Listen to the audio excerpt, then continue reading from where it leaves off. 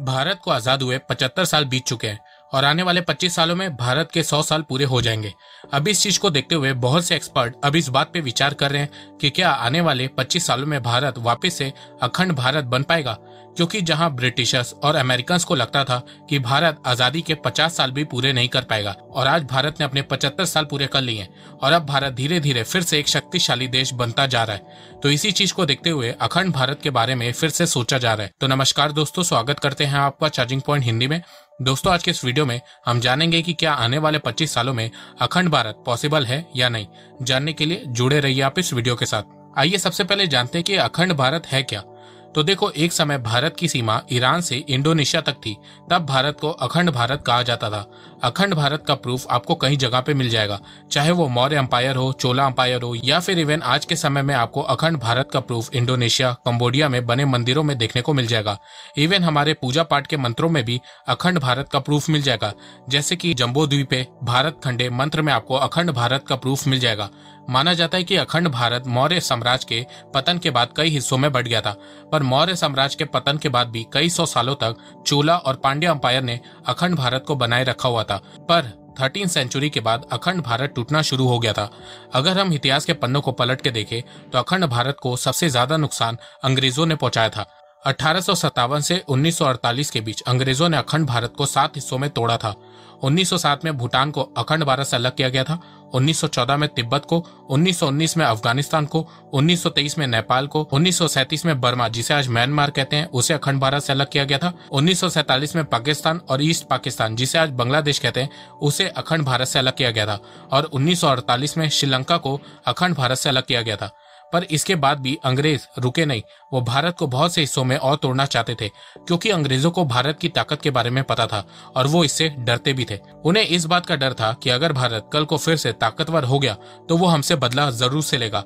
तो इसी डर के चलते अंग्रेजों ने भारत को 500 से ज्यादा प्रिंसली स्टेट में तोड़ दिया था और इन प्रिंसली स्टेट के सामने ऑप्शन रखा था कि अगर आपको भारत या पाकिस्तान किसी एक के साथ मिलना है आप वो भी कर सकते हैं, या फिर आपको इंडिपेंडेंट रहना है तो आप वो भी चूज कर सकते हैं। पर उस समय सरदार पटेल जी ने 500 से ज्यादा प्रिंसली स्टेट को यूनाइट करके अखंड भारत बनाया था। बस कश्मीर की जिम्मेदारी नेहरू जी को दे दी गई थी। अगर कश्मीर की जिम्मेदारी भी पटेल जी को मिल जाती तो आज कश्मीर का कोई विवाद ही नहीं रहता। पर जो बीत गया सो बीत गया। आइए अब बात करते हैं भविष्य की कि क्या भविष्य में फिर से अखंड भारत पॉसिबल है। तो देखो, भारत में अखंड भारत के बारे में लोगों के बहुत से डिफरेंट ओपिनियन है। जैसे कुछ लोगों के लिए अखंड भारत का मतलब आज का करंट भारत है, साथ में पाकिस्तान ऑक्यूपाइड कश्मीर और चाइना ऑक्यूपाइड कश्मीर को मिला दे तो वो अखंड भारत है। मतलब आज के समय का भारत का जो ऑफिशियल मैप है वही अखंड भारत है। कुछ लोगों के लिए अखंड भारत 1947 से पहले का भारत है, जब उस समय पाकिस्तान और बांग्लादेश भारत का हिस्सा हुआ करते थे। कुछ लोगों के लिए अखंड भारत का मतलब अफगानिस्तान से म्यांमार तक है, और कुछ लोगों के लिए अखंड भारत का मतलब ईरान से इंडोनेशिया तक है। अब ये देख के आप जानना चाहोगे कि क्या ये प्रैक्टिकली पॉसिबल है, क्या भारत फिर से अखंड भारत बन सकता है। तो देखो, भारत फिर से अखंड भारत बन सकता है। वो कैसे, मैं आपको बताता हूँ। देखो, भारत को अखंड भारत बनने के लिए 2 चीजें लगेंगी, और वो 2 चीजें इकोनॉमी और मिलिट्री है। और ये दोनों चीजें एक दूसरे से रिलेटेड भी हैं, क्योंकि बिना स्ट्रांग इकोनॉमी के मिलिट्री स्ट्रांग नहीं हो सकती, और बिना स्ट्रांग मिलिट्री के भारत अखंड भारत नहीं बन सकता है। तो आइए एक एक करके दोनों इकोनॉमी और मिलिट्री पॉइंट ऑफ व्यू से जानते हैं कि भारत कैसे अखंड भारत बन सकता है। इकोनॉमिकली पॉइंट ऑफ व्यू से देखें तो 75 सालों में भारत की जीडीपी $3.5 ट्रिलियन की हो गई है। भारत जिस तरीके से ग्रो कर रहा है, माना जा रहा है कि आने वाले 25 सालों में, मतलब कि जब भारत के 100 साल पूरे हो जाएंगे, तब उस समय भारत की अर्थव्यवस्था कम से कम $30 ट्रिलियन की होगी। मतलब 2047 तक भारत की जीडीपी कम से कम $30 ट्रिलियन की होगी। इसके अलावा उस समय तक भारत गरीबी को खत्म कर चुका होगा, भारत में लोगों के लिविंग स्टैंडर्ड बढ़ चुके होंगे, और भारत कई मामलों में अपने पड़ोसी देशों से बहुत आगे हो चुका होगा। अब बात करते हैं भारत के पड़ोसी देशों की। तो आने वाले कुछ सालों में पाकिस्तान, अफगानिस्तान, श्रीलंका, बांग्लादेश, नेपाल, म्यांमार, भूटान सबकी इकोनॉमी कोलैप्स कर चुकी होगी। अफगानिस्तान, श्रीलंका की इकोनॉमी कोलैप्स कर चुकी है। पाकिस्तान, नेपाल बहुत बड़े इकोनॉमिक क्राइसिस से गुजर रहे हैं। 2 सालों में इनकी इकोनॉमी भी कोलैप्स कर जाएगी। म्यांमार में आर्मी रूल लगा है। म्यांमार पे वेस्टर्न देश सैंक्शन मार चुके हैं, जिसके चलते उसकी इकोनॉमी भी बर्बाद हो गई है। भूटान की कोई इकोनॉमी ही नहीं है। इसके अलावा अब बांग्लादेश में भी इकोनॉमिक क्राइसिस देखने को मिल रहा है। बांग्लादेश IMF से $4.5 बिलियन डॉलर की फाइनेंशियल असिस्टेंस की हेल्प मांग रहा है। बांग्लादेश की गवर्नमेंट ने एक दिन में पेट्रोल की प्राइस 50% तक बढ़ा दी है। बांग्लादेश का फॉरेक्स रिजर्व बहुत तेजी से गिर रहा है। बांग्लादेश ने बहुत से लग्जरी इंपोर्ट आइटम को बैन कर दिया है। इसके अलावा बांग्लादेश की इकॉनमी की रीढ़ की हड्डी टेक्सटाइल इंडस्ट्री मेजर क्राइसिस से गुजर रही है। ग्लोबल लेवल पे बढ़ते इन्फ्लेशन और रिसेशन के चलते इस समय टेक्सटाइल की डिमांड ग्लोबल लेवल पे कम हो गई है। इसके अलावा बांग्लादेश पावर क्राइसिस से भी गुजर रहा है। 13 घंटे ब्लैकआउट हो रहा है बांग्लादेश में। बांग्लादेश में इन्फ्लेशन भी बहुत तेजी से बढ़ रही है, जिसके चलते बांग्लादेश में अब लोग प्रोटेस्ट कर रहे हैं। तो अगर ऐसे ही हालात रहे तो बांग्लादेश की इकॉनमी 3-4 सालों में ही कोलैप्स कर जाएगी, क्योंकि आने वाले समय में हालात और खराब होने वाले हैं। दुनिया रिसेशन की तरफ बहुत तेजी से बढ़ रही है। ब्लूमबर्ग ने अपने सर्वे में बताया है कि आने वाले समय में बहुत सारे देश रिसेशन में जाएंगे, जिसमें भारत के पड़ोसी देश भी शामिल हैं। वहीं भारत की बात करें तो भारत के रिसेशन में जाने के चांसेस 0 हैं। तो इकोनॉमी पॉइंट ऑफ व्यू से देखें तो आने वाले समय में भारत की इकॉनमी स्ट्रांग होने वाली है और वहीं भारत के पड़ोसी देशों की इकॉनमी कोलैप्स करने वाली है। तो फ्यूचर में भारत अपनी स्ट्रांग इकॉनमी का फायदा दिखा के बहुत से देशों को अपने में मर्ज कर सकता है, जैसे कि श्रीलंका, नेपाल, भूटान। भारत इन देशों के लोगों को बताएगा कि भारत के साथ मर्ज होने से ये लोग इकोनॉमिक क्राइसिस से बाहर आ जाएंगे, इनके लिविंग स्टैंडर्ड बढ़ेंगे, गरीबी कम होगी, महंगाई कम होगी। भारत ऑलरेडी इन देशों की मॉनेटरी टर्म में बहुत हेल्प कर रहा है, तो भारत को अपनी सॉफ्ट पावर को भी इन देशों में बढ़ाना होगा, तब जाके ये देश भारत में मर्ज होंगे। मिलिट्री पॉइंट ऑफ व्यू से बात करें तो इस समय दुनिया की चौथी सबसे पावरफुल मिलिट्री भारत की है। भारत के पास न्यूक्लियर वेपन है, एंटी सैटेलाइट वेपन है, S-400 है, एयरफोर्स है, नेवी फोर्स है और भी बहुत सारे वेपन है। इसके अलावा फ्यूचर में जैसे जैसे भारत की इकोनॉमी स्ट्रांग होती जाएगी, भारत की मिलिट्री ऑटोमेटिकली अपने आप स्ट्रांग होती जाएगी। तो भारत अपनी मिलिट्री स्ट्रेंथ को शो करके भी बहुत से देशों को अपने में मर्ज कर सकता है। अब ये चीज सुनने के बाद आप लोग सोच रहे होंगे कि मिलिट्री की क्या जरूरत है, इकोनॉमी के दम पे भारत मर्ज कर ले। तो देखो, कुछ जगह भारत को अपनी मिलिट्री पावर दिखानी होगी। देखो, आने वाले समय में जब भारत के पड़ोसी देशों की इकोनॉमी कोलैप्स होगी तो उसमें से एक देश से भारत को बहुत ज्यादा खतरा होगा और वो देश पाकिस्तान है। देखो, पाकिस्तान में ऑलरेडी इतने आतंकवादी हैं कि आप गिनते गिनते थक जाओगे। जब काम धंधा बंद होगा तो आतंकवादी की संख्या और बढ़ेगी और पाकिस्तान वो आतंकवादी भारत के अगेंस्ट ही यूज करेगा। तो फ्यूचर में पाकिस्तान को मर्ज करने के लिए भारत को युद्ध करना ही पड़ेगा। इसके अलावा पाकिस्तान जैसे जैसे इकोनॉमिकली वीक होता जाएगा, उसके यहाँ बलूचिस्तान में सिविल वॉर के चांसेस बढ़ते जाएंगे।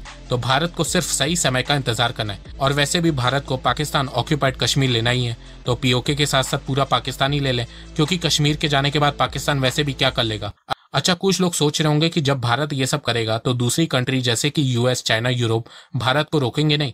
तो देखो, आज के समय कोई भी देश किसी को बचाने नहीं आता है। आप रशिया का एग्जांपल देख सकते हैं। 1945 से 1991 तक USSR बहुत पावरफुल था, पर 1991 में USSR 15 देशों में टूट गया, जिसमें से सबसे बड़ा देश रशिया निकल के सामने आया और अब यही रशिया वापस से USSR को फॉर्म करना चाहता है। रशिया को सबने कमजोर समझा। US और वेस्टर्न देशों ने रशिया को बहुत हल्के में ले लिया, पर रशिया ने यूक्रेन पे हमला कर दिया और यूक्रेन को पूरी तरह से बर्बाद कर दिया। अमेरिका, नेटो सब देखते रह गए, कोई भी रशिया को रोक नहीं पाया। रोकना तो छोड़ो, किसी ने रशिया पे हमला करने का सोचा तक नहीं, क्योंकि इन देशों को पता है कि रशिया भले ही इकोनॉमिकली हमसे ज्यादा स्ट्रांग नहीं है, पर मिलिट्री में रशिया बहुत पावरफुल है। तो भारत को भी रशिया की तरह सोचना होगा अगर उसे पाकिस्तान, बांग्लादेश, अफगानिस्तान को भारत में जोड़ना है। देखो, ऐसा नहीं है कि भारत इन देशों के सामने इकोनॉमी प्रॉस्पेरिटी का ऑप्शन नहीं रखेगा। भारत ये ऑप्शन भी रखेगा, पर ये देश ये ऑप्शन नहीं लेंगे, क्योंकि इनके दिमाग में गजवाए हिंद जो घुसा हुआ है, तो इनको मिलिट्री पावर से ही कंट्रोल किया जा सकता है। अच्छा, कुछ लोगों को ये सब चीजें इम्पॉसिबल लग रही होंगी। कुछ लोग कहेंगे कि ये सिर्फ एक सपना है, कुछ लोग बोलेंगे कि ये असंभव है। तो देखो, दुनिया में कोई भी चीज असंभव नहीं है, पर हाँ, अखंड भारत को फिर से बनाना मुश्किल है, पर नामुमकिन नहीं है। क्योंकि जो भी राज्य भारत से अलग हुए थे, आज वो एक इंडिपेंडेंट कंट्री है, सबका अपना संविधान है। तो इन देशों को वापस से भारत में जोड़ने के लिए 2 रास्ते हैं। या तो भारत इन देशों पे हमला करके अपने में शामिल कर ले, या ये देश खुद से भारत में शामिल हो जाए। अब देखना ये है कि फ्यूचर में ये देश क्या डिसीजन लेते हैं। पर भारत को इन देशों के लोगों को बताना होगा कि अगर आप भारत में मर्ज होंगे तो आपको भी प्रॉपर राइट्स मिलेंगे। भारत एक डेमोक्रेटिक देश है जहां पर हर राज्य के लोगों को इक्वली ट्रीट किया जाता है। भारत में हर राज्य की खुद की रीजनल लैंग्वेज है, जिसे भारत का कॉन्स्टिट्यूशन प्रोटेक्ट करता है। तो इन देशों की रीजनल लैंग्वेज को भी भारत प्रोटेक्ट करेगा। ये सारी चीजें भारत को सामने रखनी होंगी, जिससे वहां के लोगों को भी लगेगा कि हम सेकंड सिटीजन की तरह ट्रीट नहीं किए जाएंगे। अब आप लोग सोच रहे होंगे कि क्या सभी देश के लोग एक साथ मिलकर रह सकेंगे? तो देखो, हाँ, बिल्कुल रह सकेंगे। अब यूरोप का एग्जांपल ले लो। यूरोप में धर्म के नाम पर जो मारकाट हुई थी, वैसे ही सेम मारकाट आज आपको भारत और उसके पड़ोसी देशों में देखने को मिलेगी। पर वर्ल्ड वॉर 2 के बाद यूरोप को समझ में आ गया कि लड़ने से कुछ नहीं मिलता है, सिर्फ गरीबी, भूखमरी, अफरा तफरी, खून खराबा ही होता है। तो इसीलिए वो सब एक हो गए। और मैं यूरोप का एग्जाम्पल इसलिए दे रहा हूं क्योंकि अखंड भारत भी ऐसा हो सकता है जिसमें Afghanistan, Pakistan, Bangladesh, Sri Lanka, Nepal, Bhutan, Myanmar, Thailand, Cambodia, Indonesia सब होंगे। सब लोग एक ही करेंसी यूज करेंगे जैसे यूरोप में सब करते हैं। सब लोग बिना वीजा के एक दूसरे के यहाँ ट्रेवल कर सकेंगे जैसे यूरोप में सब करते हैं। बस भारत यहाँ पे एक बड़े भाई का रोल प्ले करेगा जो अखंड भारत का सबसे धनी और शक्तिशाली देश होगा। एक बार मैं सब कुछ सम अप कर देता हूँ। देखो, इकोनॉमिक और सॉफ्ट पावर से भारत श्रीलंका, नेपाल, भूटान और म्यांमार को अपने में मिला सकता है और मिलिट्री पावर से भारत पाकिस्तान, बांग्लादेश और अफगानिस्तान को अपने में मिला सकता है। तो मेरे हिसाब से आने वाले 25 सालों में भारत को सबसे पहले Pakistan occupied Kashmir, China occupied Kashmir, Sri Lanka, Nepal, Bhutan पे फोकस करना चाहिए। फिर उसके बाद पाकिस्तान, अफगानिस्तान और बांग्लादेश पे फोकस करना चाहिए और फिर जाके ईरान, मलेशिया, थाईलैंड, कंबोडिया और इंडोनेशिया में ध्यान देना चाहिए। तो दोस्तों, आपको क्या लगता है कि आने वाले 25 सालों में भारत अपना कितना पुराना हिस्सा वापस लेगा? आप अपनी राय मुझे कमेंट सेक्शन में जरूर से बताइएगा। तो दोस्तों, मुझे लगता है कि अब आपको सब समझ में आ गया होगा। तो अगर आपको ये वीडियो पसंद आए तो आप इस वीडियो को लाइक कीजिए और अब आप मुझे सपोर्ट भी कर सकते हैं पेट्रियन और यूट्यूब में ज्वाइन बटन के थ्रू। एक बात मैं कहना चाहता हूँ, आप जितनी मेरी वीडियोस को शेयर करेंगे उतनी ही रीच मेरी बढ़ेगी और उतने ही लोग मेरे से जुड़ेंगे। तो वीडियो को शेयर करना, चैनल को सब्सक्राइब करना बिल्कुल भी मत भूलिएगा। मैं ऐसे ही एजुकेशनल वीडियोस लाता रहूंगा आप लोगों के लिए। तो अभी तक के लिए बस इतना ही। धन्यवाद। जय हिंद, जय भारत।